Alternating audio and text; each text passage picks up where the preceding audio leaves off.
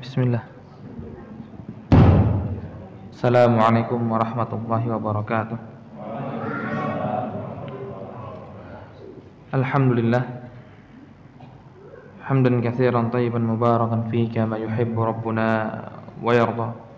Asyhadu an la ilaha illallah wahdahu la syarikalah wa asyhadu anna Muhammadan abduhu wa rasuluhu sallallahu ala alihi wa sahbihi wa sallam tasliman mazida amma ba'd. Alhamdulillah, segala puji milik Allah Subhanahu wa taala yang memudahkan kita untuk bisa melanjutkan pembahasan kita di hari ini dari kitab Sahih Muslim dan dari bab Syu'abul Iman, cabang dari iman yang ada. Kemarin alhamdulillah kita telah membahas dua hadis minggu kemarin, yaitu tentang hadis al-imanu bid'un wa sab'una syu'bah wal haya'u syu'batun minal iman, dan juga hadis yang kedua al-imanu bid'un wa sab'una aw qala sittuna syu'bah wa afdaluha qawlu la ilaha illallah wa adnaha imatatul adza anit tariq wal haya'u syu'batun minal iman. Tentang cabang keimanan yang kemarin kita sudah jelaskan bahwa di sana ada 3 pendapat para ulama tentang jumlah cabang keimanan. Ada yang menyebutkan cabang keimanan itu ada 60 sekian cabang, sebagaimana ini yang dikuatkan oleh Ibnu Hajar Asqalani dan juga para a'imah yang lainnya. Ada yang menguatkan seperti Abu Hatim 70 cabang, 70 sekian cabang. Dan juga ada yang menguatkan itu hanyalah ucapan Arab yang biasa ketika menyebutkan bilangan yang banyak. Kemarin kita sudah contohkan juga seperti Imam Ibnu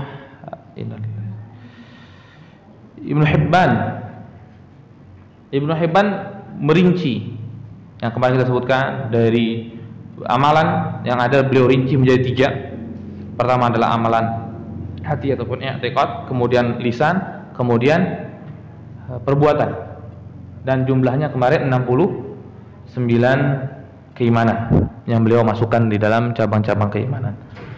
Dan ada pun sebagian para ulama yang menyebutkan tidak perlu kita runtutkan satu persatu cabang keimanan, sebagaimana Rasulullah SAW mengumumkan. Beliau cuma menyebutkan al-imanu bid'un wa sab'una aw qala sittuna syu'bah. Rasul cuma bilangnya iman terbagi 70 cabang atau 60 cabang. Dan Rasul hanya menyebutkan paling tingginya dan paling rendahnya.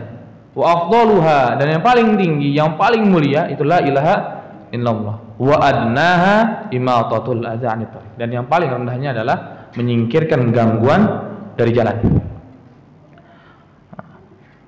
Maka tak perlu disebutkan karena itu sangat banyak yang akan kita masukkan. Yang penting kita tahu cabang-cabang minimal dari keimanan tersebut yang wajib kita miliki, yang wajib kita imani. Sebagaimana kemarin kita sudah jelaskan cabang minimal rukun 6 Islam 6, dan beserta kadar minimal yang harus kita yakini. Begitu juga rukun Islam dan juga yang lainnya. Dan juga kemarin kita sebutkan tentang bahwa amal masuk dalam bagian keimanan. Ya, masuk dalam bagian iman. Dan kemarin juga kita sebutkan tentang qaulnya Fudail bin Iyad yang menyebutkan bahwa amal masuk ke dalam keimanan, dan semakin sempurna amal maka semakin sempurna keimanan. Dan kemudian di sini hadis yang ketiga kita lihat hadis dari Abu Bakar ibn Abi Syaibah, gurunya Imam Muslim rahimahullah taala, yang banyak beliau riwayatkan hadisnya.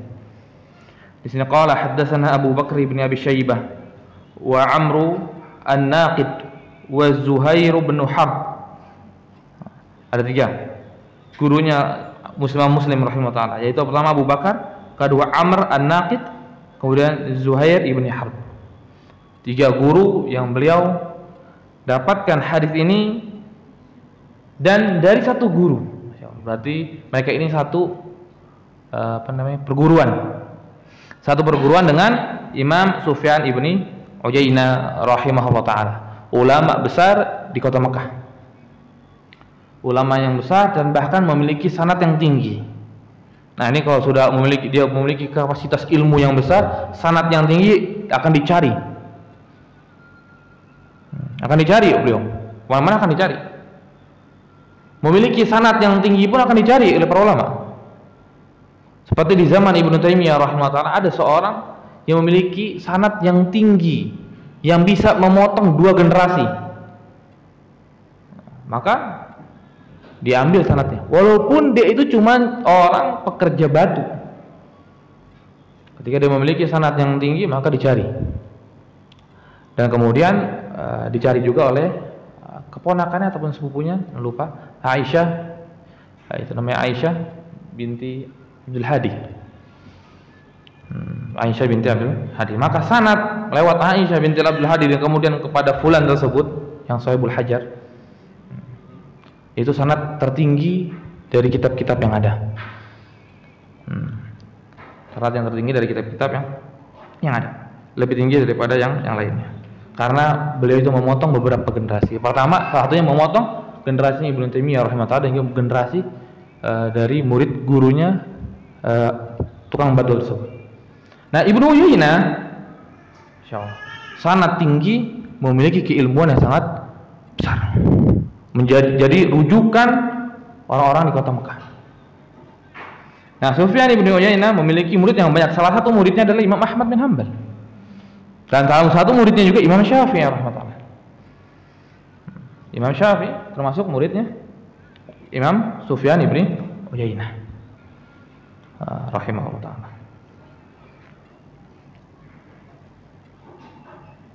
Tapi kita lebih sering dengar Imam Syafi'i dengan Imam Ahmad. Karena apa? Karena mazhabnya disebar. Tapi mazhabnya Sufyan ibn Uyainah ketika itu cuma berhenti beberapa tahun saja dan tidak sampai di zaman kita. Tapi mereka para ulama akan sering menukil qala Sufyan, qala Ibnu Uyainah di dalam kitab-kitab mereka. Di dalam Fathul Bari itu sering menukil Ibnu Uyainah. Dan pun Imam Nawawi rahimahullah pun sama menukil dari Ibnu Uyainah. Karena beliau adalah ulama yang sangat besar. Kemudian dari Ibnu Uyainah anin Az-Zuhri, masyaallah. Ini juga Az-Zuhri masyaallah. Imam yang sangat besar, yang sangat agung. Namanya adalah Muhammad bin Muslim ibn Ubaidillah ibn Abdullah ibn Shihab Az-Zuhri. Masyaallah. Ini beliau sering terkenal kadang Az-Zuhri, kadang dipanggil Ibnu Shihab. Dan satu orang itu bukan 2 orang. Kemudian beliau dari Salim. Salim siapa?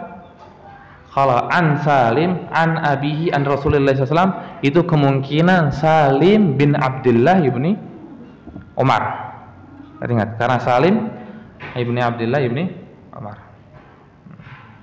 Ya, Salim bin Abdullah ibni Umar. Anaknya Abdullah bin Umar. Dan anak yang paling mirip dengan Abdullah bin Umar. Dan Abdullah bin Umar yang paling mirip dengan Umar bin Khattab radhiyallahu anhu. Dari sifatnya dan juga dari ketakwaannya. Dari sifat tubuhnya ataupun sifat khuluknya, akhlaknya, mereka memiliki yang sama. Maka Abdullah bin Umar sangat memperlihatkan kecintaannya kepada Salim daripada yang lain, daripada anaknya yang lain.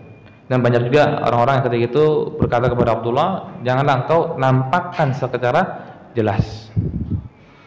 Maka berkata Abdullah, aku cinta kepada Salim bukan karena dia anakku mungkin yang paling tua ataupun yang lain, tapi aku cinta lebih dari dia karena dia adalah anakku yang paling bertakwa kepada Allah Subhanahu wa taala, yang paling berilmu. Itulah Salim bin Abdullah bin Umar. Maka di sini beliau meriwayatkan dari bapaknya, an abihi, dari Abdullah bin Umar, sami'an nabiyya sallallahu alaihi wasallam rajulan ya'idhu akhahu fil haya. Yang dimana Rasulullah sallallahu alaihi wasallam mendengar ada seseorang yang memberikan nasihat kepada saudaranya tentang malu, sifat malu. Di sini disebutkan oleh Ibnu Hajar Asqalani rahimahullah bahwa rajulan, di sini tidak dikenal. Jadi yang memberikan nasihat, yang dapat nasihat tidak dikenal. Namanya tidak disebutkan dan tidak diketahui oleh Ibnu Hajar Asqalani. Nggak tahu siapa mereka berdua ini. Tapi yang mesti adalah mereka berdua adalah sahabat Nabi Shallallahu Alaihi Wasallam. Maka salah satu dari antara mereka menasihati kepada saudaranya, jangan malu.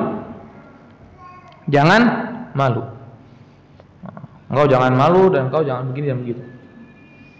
Sifat malu begini dan begitu dan begitu. Maka ketika Rasulullah SAW mendengar perkataannya, maka Rasulullah menyebutkan di dalam kitab Sahih Muslim itu cuma hanya berkata al-haya'u minal iman. Sifat malu bagian dari iman. Tapi kalau kita lihat dari Bukhari, maka kita baru lihatlah kejadian yang lebih jelas. Maka di sana riwayat jelaskan Rasulullah, da'hu, tinggalkan dia, biarkan dia, nggak perlu dinasihati tentang masalah sifat malu yang dia miliki. Al-haya'u minal iman, dan sifat malu yang dia miliki itu bagian dari keimanan. Jadi Rasulullah SAW malah memberikan teguran kepada orang yang menasihati saudaranya. Karena apa yang dinasihatinya tidak tepat, karena meminta untuk tidak memiliki sifat malu. Dan malu kemarin kita sudah singgung, ada sifat malu yang baik dan ada sifat malu yang buruk. Sifat malu yang buruk adalah sifat malu yang menahan dari perbuatan ketaatan atau melakukan perbuatan maksiat. Saya malu dengan teman saya, akhirnya saya minum khamar misalnya. Saya malu, akhirnya saya merokok ataupun melakukan hal-hal yang maksiat. Tapi sifat malu yang asli itu adalah sifat malu yang sangat terpuji. Dan kemarin pun kita sudah ingatkan tentang sifat malu. Sifat malu adalah sifat yang ada dari sebagian manusia yang Allah Subhanahu wa taala berikan sifat tersebut dari lahir. Ada. Lahir diciptakan oleh Allah Subhanahu wa taala memiliki sifat malu. Itu ada. Maka para ulama menyebutkan kenapa sifat malu yang disebutkan oleh Rasul sallallahu alaihi wasallam. Ketika disebutkan cabang sekian cabang, kenapa kok sifat malu yang disebutkan? Kenapa enggak yang lain? Kenapa tidak yang lain? Kenapa harus sifat malu? Bukankah sifat malu itu ada sifat yang sudah bawaan dari dasarnya, dari penciptaan? Karena akhlak itu ada dua. Ada akhlak yang sudah ada dari ciptaan, kita diciptakan kita memiliki akhlak tersebut. Ada akhlak yang muktasabah, yang kita usahakan. Kita misalkan orangnya biasanya ceplas-ceplos, kemudian kita berusaha untuk menahan, berarti itu sifat yang kita usahakan. Atau kita biasanya tidak suka sedekah, kita kalau jika ingin sedekah kita berpikir, kemudian kita lawan hal tersebut, maka itu muktasabah bagi kita. Kan ada sebagian orang yang sudah dari lahir kecil udah biasa ngasih-ngasih orang. Ada sifat yang muktasabah dan sifat yang ghazirah, ataupun sifat yang dari penciptaan sudah demikian. Nah, sifat malu termasuk dari bagian tersebut. Nah, maka disebutkan oleh para ulama, kenapa dimasukkan? Karena untuk memberi tahu kepada seluruh manusia sifat yang sudah ada dari lahir kita, sifat yang baik. Kalau tidak diniatkan untuk Allah, tidak mengharapkan pahala dari Allah Subhanahu wa taala, maka tidak berguna. Dan itu bukan bagian dari keimanan. Dia malu ketika berbuat maksiat. Tapi malunya itu bukan karena Allah Subhanahu wa taala, cuma malu. Saya malu ntar dilihat sama Ustaz, masa saya begini. Cuma hanya karena Ustaz atau karena orang lain, karena bapak saya, karena ibu, karena fulan, bukan karena Allah Subhanahu wa taala, maka itu bukan perbuatan terpuji. Ataupun malu menghindar kita dari sesuatu kebaikan atau kita melakukan keburukan, dan itu bukan sebuah malu yang terpuji dan tidak masuk dari bagian keimanan. Walaupun berkaitan dengan permasalahan yang mubah.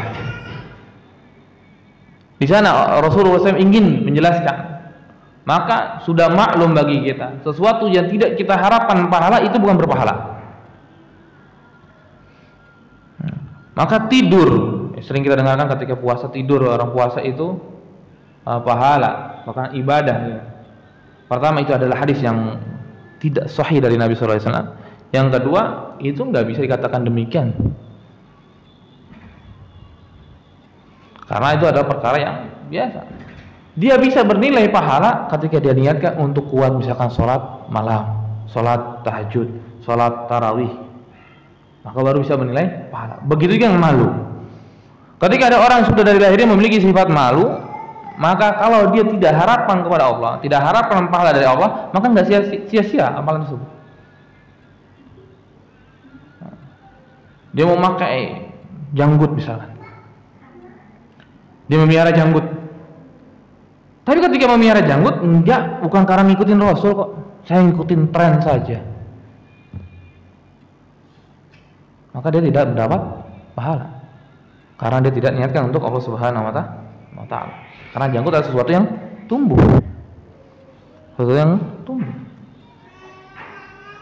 Kalau dia tidak niatkan, maka dia tidak berpahala. Apalagi sudah dikatakan saya tidak mengikuti Rasul, berarti dia junjungan yang bukanlah Rasulullah SAW. Dan ada perkataan yang bagus dari Imam Ibnu Hajar yang beliau nukilkan dari kitabnya Fathul Bari, dari Abu Ubaid, makna al-haya'u minal iman, anil mustahyi yanqati'u bihaya'ihi anil ma'asi wa illam yakun lahu taqiyah. Maka beliau menyebutkan orang yang memiliki malu, sifat malu, yanqati'u bihaya'ihi anil ma'siyah, dia akan memutus dari maksiat yang dilakukan dengan rasa malunya dia. Dia berhenti dari malu. Wa illam yakun lahu taqiyah, walaupun dia itu tidak taqiyah, walaupun dia tidak taqiyah. Fasara kal iman al-qati' bainahu wa bainal ma'asi, maka jadilah dia seperti iman yang akan memisahkan dirinya dari maksiat yang ada. Karena sifat malu yang nggak bisa nampak pada dalam diri kita, malu. Dan dari orang yang paling malu adalah Rasulullah SAW, yang memiliki sifat malu yang paling tinggi adalah Rasulullah SAW, dan dari para sahabat adalah Utsman ibn Affan radhiyallahu anhu. Sampai Rasulullah SAW menyebutkan, bagaimana aku tidak bisa malu kepada seseorang yang para malaikat malu dengannya. Ketika Utsman masuk ke rumahnya, ke rumah Rasulullah SAW, maka Rasulullah SAW tiba-tiba merapihkan pakaiannya, baru mengizinkan Utsman masuk. Maka Aisyah bertanya, ketika Abu Bakar, Umar masuk, engkau biasa saja ya Rasulullah, tidak merapikan pakaianmu dan tidak merapikan dudukmu, tapi kenapa ketika Utsman datang engkau merapihkan? Maka jawaban Rasulullah, bagaimana aku tidak bisa malu kepada seseorang yang para malaikat malu padanya? Itu adalah Utsman ibn Affan radhiyallahu anhu. Dengan sifat malunya Utsman, maka Rasulullah SAW menikahi anaknya kepada Utsman, sampai berkata, kalau aku memiliki anak yang ketiga, fazawwajnah, maka aku akan nikahkan kepada Utsman. Kalau Rasul memiliki anak perempuan yang ketiga, nikahkan lagi Utsman. Karena apa? Utsman memiliki sifat malu yang sangat terpuji yang beliau miliki, dan sifat malu adalah bagian dari nubuwah. Kemudian hadis yang keempat, qala hadatsana Abd ibn Humaid qala hadatsana Abdul Razzaq qala akhbarana Ma'mar 'ani Zuhri bi hadzal isnad wa qala marra bi rajulin minal ansar ya'idhu akha. Maka hadis yang ini menambahkan tentang kejadian yang atas. Kejadian yang atas. Kejadian atas cuma bilang rajulan, seorang laki-laki, tapi di sini tambahkan minal ansar, dari ansar. Maka inilah hadis, Masya Allah, indahnya hadis. Ketika kita mempelajari hadis Nabi SAW dengan benar, maka kita akan menjadi seorang yang sangat teliti. tidak langsung mudah menghukumi seseorang. Tidak langsung mudah. Karena kalau kita tadi misalkan kita kalau cuma mengambil hadis yang awal tadi, hadis ketiga saja tanpa melihat hadis Sahih Bukhari, tanpa melihat hadis yang lainnya, maka kita tidak akan tahu bagaimana. Dan pun kalaupun kita nggak melihat kisah, kenapa kok Rasulullah bisa tegur orang tersebut, kita kan tidak tahu. Kita tidak akan tahu apa maksud dari perkataan Rasulullah SAW. Dan terkadang hadis itu dipotong-potong oleh para ulama. Yang penting intinya masuk, faidahnya masuk. Maka sebagian para ulama ada yang meringkas. Seperti tadi cuma al-haya'u minal iman. Ada menyebut tanpa menyebutkan kejadian, cuma minal ansar. Maka ketika dikumpulkan, maka kita akan tahu secara jelas, oh maksudnya hadis ini. Maksudnya ini bukan itu. Dan pun sama dengan malu ini. Dan disebutkan oleh Ibnu Hajar, terkadang kita memasukkan malu ini adalah cuman mengurangi hak manusia. Mengurangi hak manusia. Oh, nggak punya malu dia berarti. Ataupun hak-hak yang lainnya. Tapi beliau menyebutkan atau menukil dari Abu Ubaid tadi.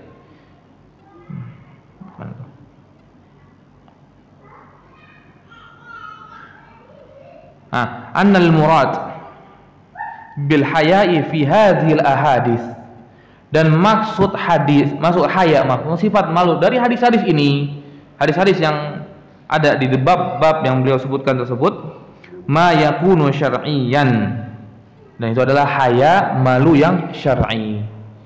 Nah, sering kita malu ketika ada orang yang mengurangi hak, bilang malu, emang malu, tapi itu bukan syar'iyyan, tapi itu lughawiyan. Maka beliau sebutkan syar'iyyan, wal haya'u alladhi yanshi'u min anhu al-ikhlalu bil huquq laisa haya'u syar'iyyan. Maka dulu disebutkan yang orang yang meninggalkan, mengurangi hak-hak orang, itu bukanlah maksudnya malu yang syar'i, malu yang lughawi. Kemudian wa innama yutlaqu alaihi al-haya'un, tapi dimutlakan saja kepada sifat haya. Dan haya yang syar'i yang disebutkan adalah asy-syar'i huwa khuluq yab'atsu 'ala tarkil qabih. Sifat yang membawa kepada orang tersebut meninggalkan yang buruk. Meninggalkan yang buruk. Ini sifat malu. Maka Rasulullah SAW menyebutkan al-its, ketika ada seorang datang kepada Rasulullah, tiba-tiba Rasulullah berkata, aku tahu engkau akan bertanya tentang al-bir dengan ism. Al-bir dengan ism. Maka kemudian al-ism, isim ataupun dosa, bir itu kebaikan, sebenarnya pahala. Isim, dosa adalah apa-apa yang karihta an yattari 'alaika nas, yang dimana kamu ini malu ataupun enggan, tidak mau, membenci ada seseorang yang melihat kegiatanmu. Maka ini bisa didapatkan kalau kita sudah memiliki sifat malu yang benar. Karena sifat malu ini adalah benteng terakhir disebutkan para ulama dari kita berbuat maksiat. Dari berbuat maksiat. Yang pertama pasti adalah ilmu, keyakinan kita. Ketika itu dihalangi oleh syaitan, maka masih ada benteng terakhir, yaitu malu. Masih ada benteng terakhir, yaitu sifat malu kita. Kalau tembus berarti kita ketika itu pada waktu tersebut, kejadian tersebut, malu kita sedang tidak ada atau sedang ditutupi oleh syaitan ketika kita melakukan perbuatan maksiat tersebut.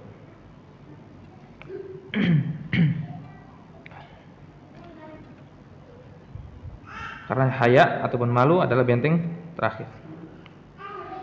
Kemudian di sanad hadis ini ada namanya Abdul Razzaq. Ulama Abdul Razzaq An-San'ani Al-Yamani. San'ah. Kita lebih dengar dengan San'ah ya. Al-Yamani karena dia dari negeri Yaman. Abdul Razzaq, beliau adalah gurunya Imam Ahmad. Beliau adalah guru Imam Ahmad. Ada kisah yang sangat unik dari Imam Ahmad bin Hanbal. Ketika itu beliau sudah keluar dari kotanya menuju Mekah. Menuju Yaman. Menuju Yaman untuk belajar. Tapi sebelum belajar, kepada Abdur Razzaq, beliau ingin haji dulu. Beliau ingin haji terlebih dahulu. Maka ketika beliau sedang perjalanan haji bertemu dengan gurunya itu adalah Abdur Razzaq, dan tahunya beliau juga sedang ingin pergi haji. Pergi haji dulu beda dengan pergi haji kita. Pergi haji kita paling 40 hari. Kalau dulu itu berbulan-bulan. Berbulan-bulan.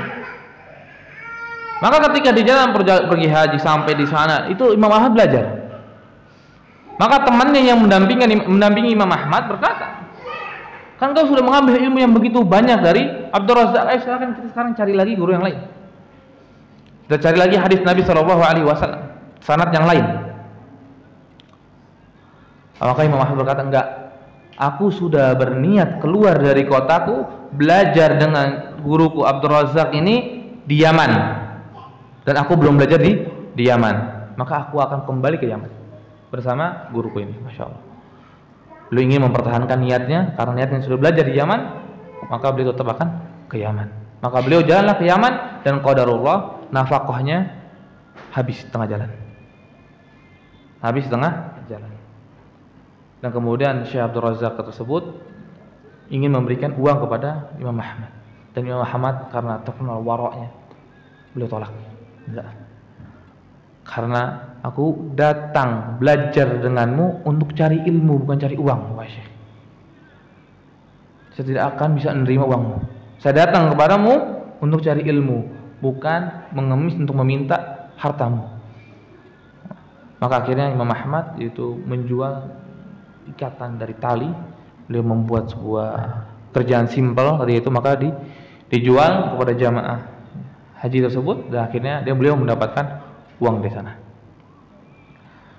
Ini Syekh Abdur Razzaq rahimahullah taala.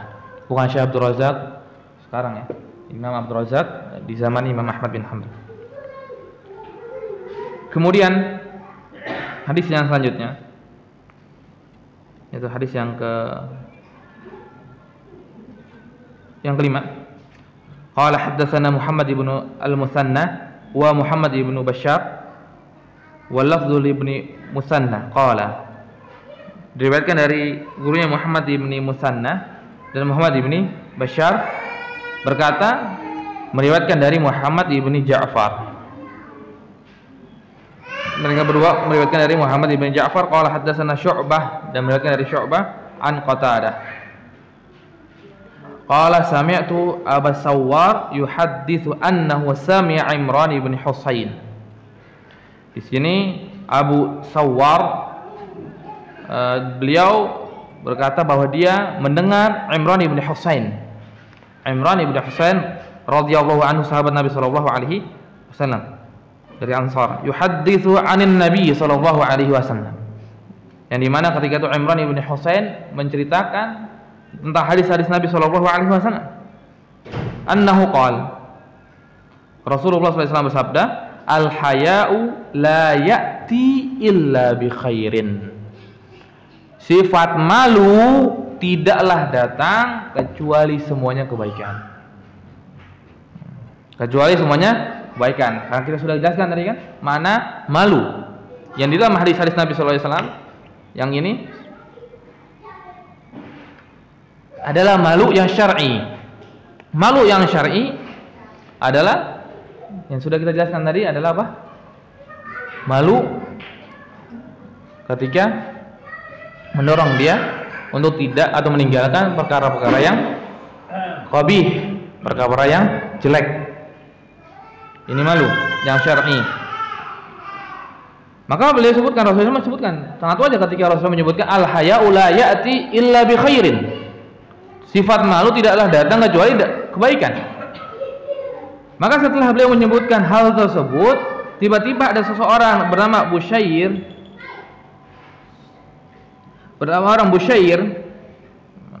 Busyair bin Ka'ab. Beliau berkata, innahu maktubun fil hikmah. Sungguhnya sifat malu tersebut pun ditulis di dalam hikmah, dalam kitab-kitab yang hikmah. Ini berarti menunjukkan bahwa di zaman Rasul itu banyak buku ya, ilmiah. Sudah mulai ilmiah.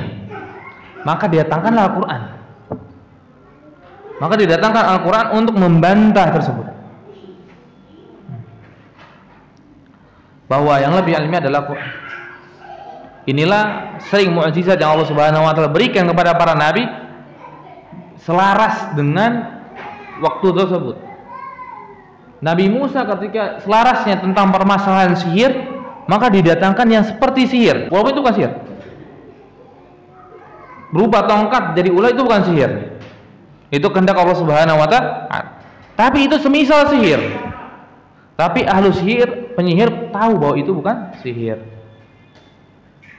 Tahu penyihir itu bukan sihir, maka mereka sujud. Begitu juga Nabi Isa. Di zaman Nabi Isa lagi marak tentang permasalahan kedokteran. Maka mukjizat Nabi Isa, lihat kedokteran bisa menyembuhkan mata, menghidupkan orang yang mati, bisa menyembuhkan penyakit kulit. Semua ini atas izin Allah Subhanahu wa taala. Dan begitu juga datang dengan Nabi Muhammad SAW, maka Allah Subhanahu wa taala akan tahu bahwa umat nanti setelahnya itu permasalahan ilmiah, maka didatangkanlah Al-Qur'anul Karim. Dan sampai sekarang pun banyak orang-orang yang merasa bahwa dirinya ilmiah, tapi sebetulnya kurang ilmiah karena kurang mengungkap bukti-bukti yang ada. Tapi Al-Quran, hadis Nabi SAW sangatlah ilmiah. Maka Allah Subhanahu wa taala datangkan mukjizat tersebut. Dan bahkan mukjizat Al-Quran itu terus sampai hari akhir, tidak berhenti. Maka banyak orang yang sekedar membaca Al-Quran hatinya luluh, sekedar memahami sebuah ayat maka hatinya luluh dan masuk Islam. Maka di sini Busyair ibn Ka'ab, beliau istilahnya berdalil juga dengan kitab dari hikmah yang ada di zaman tersebut, ataupun di riwayat yang lainnya beliau menyebut kutub maktubun fil kutub atau fil hikmah, dalam kitab-kitab yang ada selain Al-Quran dan hadis Nabi Sallallahu Alaihi Wasallam. Maka Busyair ibn Ka'ab ini adalah orang soleh, bukan orang sesat dan bukan orang yang lainnya. Yang dimana juga Busyair ini termasuk tabi'in yang besar karena beliau dekat juga dengan para sahabat Nabi Sallallahu Alaihi Wasallam yang lainnya. Maka di sini menyebutkan innahu maktubun fil hikmah. Kemudian sifat malu juga pun disebutkan di dalam kitab hikmah ataupun kitab-kitab yang lainnya. Anna minhu waqaran wa minhu sakinatan. Menyebutkan sifat malu tersebut di dalam kitab hikmah itu mewariskan ataupun mendapatkan, menghasilkan sebuah waqar, kewibawaan, dan juga sakinah, tenangan. Ini beliau sebutkan bahwa di kitab lain juga menghasilkan ini. Tapi setelah mendengar tersebut, Imran ibn Husain marah. Maka beliau menyebutkan di sini, uhadditsuka an Rasulillah sallallahu alaihi wasallam wa tuhadditsuni an suhufik.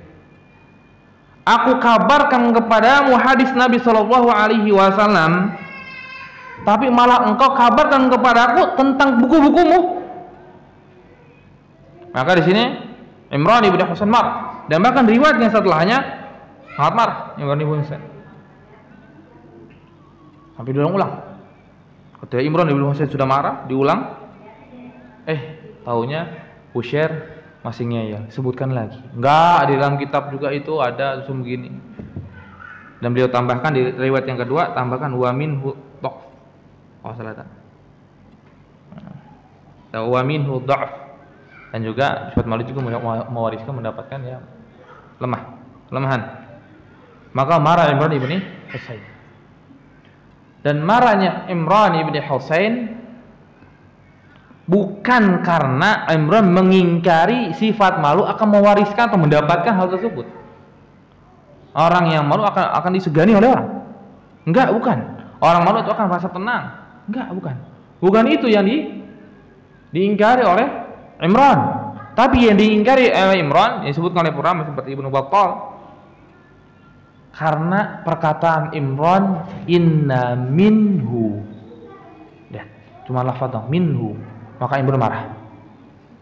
Kenapa? Karena menunjukkan minhu, min di sana litab'id, sebagian saja. Berarti apa? Seolah-olah Busyair berkata sebagian yang lain berarti buruk. Kalau sebagian ini baik, berarti ada sebagian yang lain yang buruk. Sedangkan Rasulullah menyebutkan la ya'ti illa bi khairin, ataupun la ya'ti illa kulluhum khair. Ayat-ayatnya al haya'u kulluhu khair. Kulluhu, semuanya, tiba-tiba disebutkan minhu, sebagian. Maka di sanalah Imran marah. Rasul sebutkan semuanya, engkau sebutkan bagi sebagian. Maka Imran marah. Kemudian Busyair ulangi lagi sampai terjadi 3 kali dan sampai merah matanya Imran. Merah matanya Imran. Kemudian Imran sampai berkata, ala ara uhadditsuka an Rasulillah sallallahu alaihi wasallam wa tu'aridu fi. Ulangi, saya sampaikan hadis Nabi dan engkau sanggah. Saya sampaikan hadis dan engkau sanggah. Maka kejadian tersebut membuat para jamaah yang ada ketika itu sedikit khawatir tentang Busyair. Maka Abu Qatadah, masalah Abu Qatadah berkata, ataupun orang-orang yang ada di sana berkata, innahu la ba'sa bihi. Imran dia itu orang yang sebetulnya orang lurus, dia bukan orang-orang yang macam-macam, bukan orang sesat, bukan ahlul bid'ah, dan juga bukan memiliki keyakinan-keyakinan yang enggak baik. Nah, jadi untuk menenangkan Imran bahwa dia itu bukan orang-orang yang melenceng. Tapi di sini Imran tetap marah karena apa? Ada perkataan minhunya, sebagian. Sedangkan Rasul menyebutnya kullu. Dan juga Imam Qurtubi menyebutkan lagi maknanya juga. Kenapa Imran marah? Sebab yang kedua yaitu adalah ketika Imran menyampaikan hadis disanggah dengan kitab yang lain. Disampaikan hadis disanggah dengan kitab hikmah. Maka di sana Imran marah. Enggak, walam yunkir Imran alaihi hadzal qadr min haitsul ma'na wa inna ma ankarahu ala min haitsu innahu saqa fi mu'rid man yu'aridu kalam ar-rasul bi kalami ghairihi. Imran marah karena penyanggahan kalamnya Rasul dengan kalam selainnya. Walaupun kalam tersebut bagus, jangan pernah kita sanggah perkataan Rasul dengan perkataan orang lain. Rasul ketika sudah bilang A, ya kita nurut. Jangan sampai kita sanggah, oh enggak, kata guru saya B. Tidak. Kalau Rasul sudah mengatakan ini, ya kita cuma sami'na wa ata'na. Jangan sampai kita sanggah dengan perkataan manusia yang lain selain Rasulullah sallallahu alaihi wasallam. Maka di sini Imran sangat marah dengan perbuatannya Busyair ibn Ka'ab. Busyair ini adalah tabi'in yang sangat mulia, dan beliau itu pernah sampai dekat dengan para sahabat, tabi'in kibar tabi'in. Beliau itu sampai pernah berkata kepada Abdullah bin Abbas. Kepada Abdullah bin Abbas, tahu kita sahabat Nabi sallallahu alaihi wasallam, bahkan anak pamannya Rasulullah. Beliau berkata, "Kenapa wahai Abdullah bin Abbas engkau tidak mengambil hadis saya?"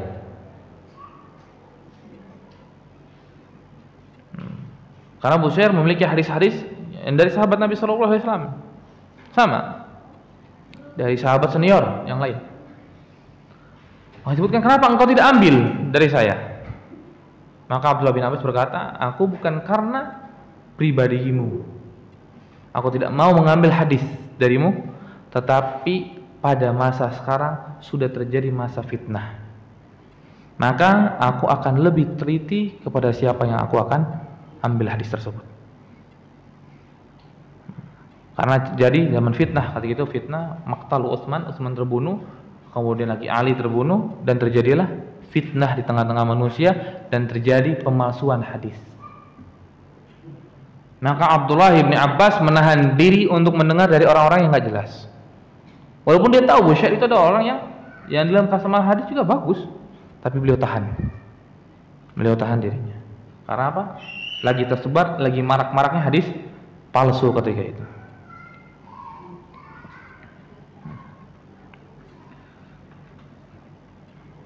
Maka kita ngambil hikmah yang sangat besar dari hadis ini. Jangan pernah menyanggah perkataan Rasul dengan perkataan manusia. Kita teringat juga ada seorang Ansar, tapi dia enggak masuk Islam ya. Seorang ahlu Madinah. Ketika Aqabah, sebelum baiat Aqabah yang pertama, ketika Rasul menyampaikan ayat Quran kepada dia, malah dia berkata, aku memiliki sebuah perkataan yang indah dari Luqman Al-Hakim. Ketika beliau sanggah perkataan Rasul dengan perkataan Luqman Al-Hakim, maka Rasul menjawabnya, saya memiliki yang lebih indah lagi daripada perkataan Luqman, yaitu Al-Quranul Karim. Terus begitu Rasul SAW dengan orang tersebut. Dan akhirnya selesai, dan akhirnya apa? Orang tersebut menyebabkan dirinya tidak masuk Islam. Tidak masuk Islam. Maka bahaya yang kita ketika tidak taat kepada Rasulullah SAW. Dia orang Madinah tapi tidak masuk Islam. Dan sebetulnya dia dapat waktu mulia itu Aqabah, baiat Aqabah, tapi beliau tidak masuk Islam karena beliau merasa ada kitab yang mulia juga, kitab yang hebat dari Luqman Al-Hakim. Dan akhirnya dia tidak mau mendengar Al-Quranul Karim yang dibawa oleh Rasulullah SAW.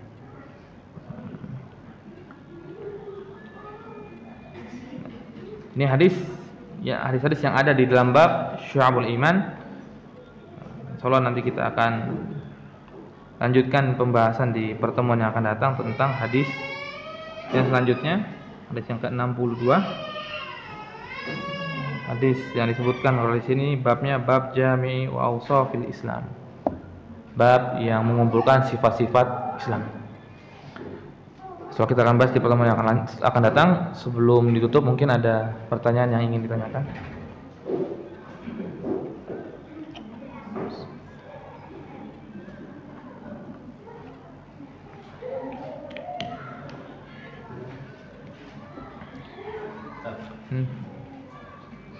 Tadi menceritakan bahwa menghadirkan kitab yang bagus dan menolak yang disandingkan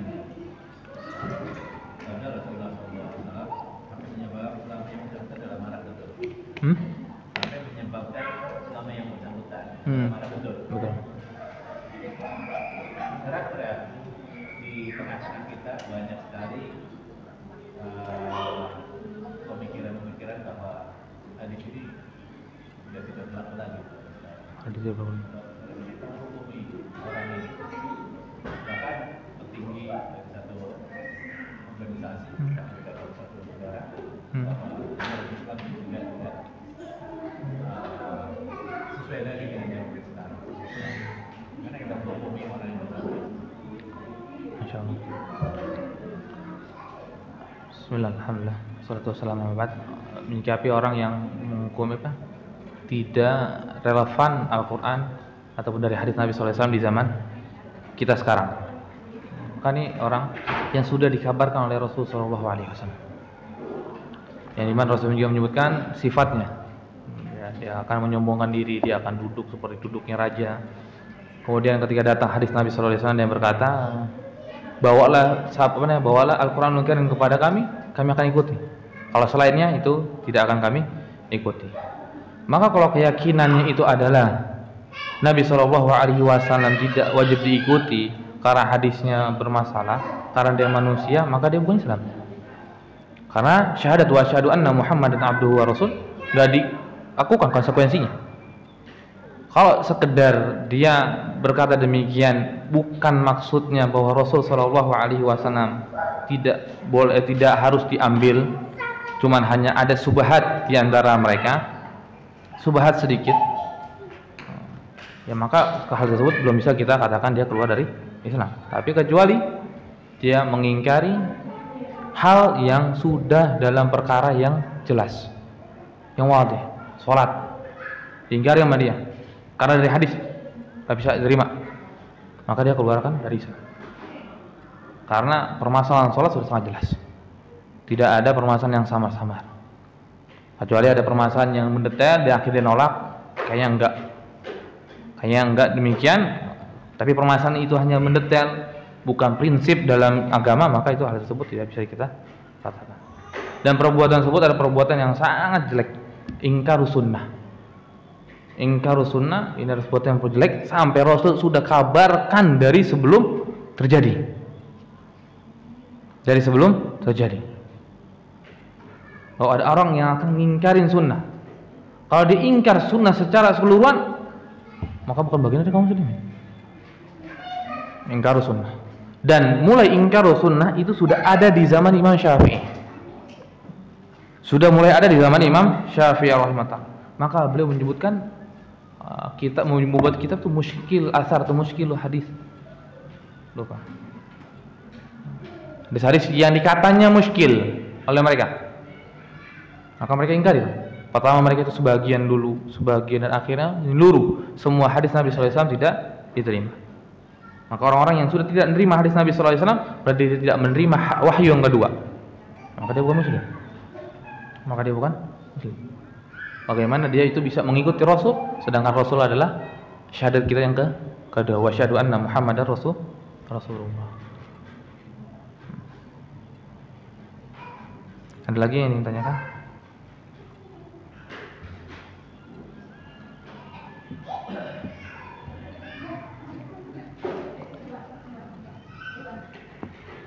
Kalau nggak ada, insyaallah kita akan lanjutkan di pertemuan yang akan datang. Mudah-mudahan bermanfaat apa yang dibahas kita pada hari ini. Wa akhiru da'wana alhamdulillahirabbil alamin. Assalamualaikum warahmatullahi wabarakatuh.